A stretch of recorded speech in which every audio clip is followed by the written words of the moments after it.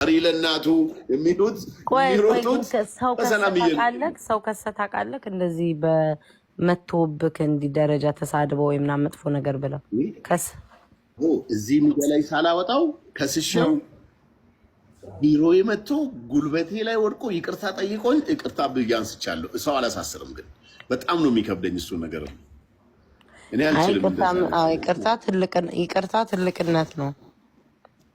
ወይ በጣም ሳይለኝም ራሱ ምተውበት ጊዜ አለ። አሁን በቀደም የሆነ ዘፋኝ ሰድቦኝ ነበር። ታስታውሽ እንደሆነ ቃቄ ነው ማን የሚሉት ዘፋኝ ቃቄ ይባላል።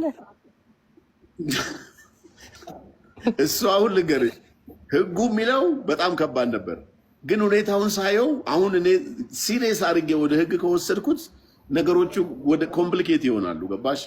ስለዚህ በቃ ራሴ ጊዜ ምን ብሎ ሰድቦ ነው መጥፎ ነገር የዛሬ 3 ዓመት ቢሮ መጥቶ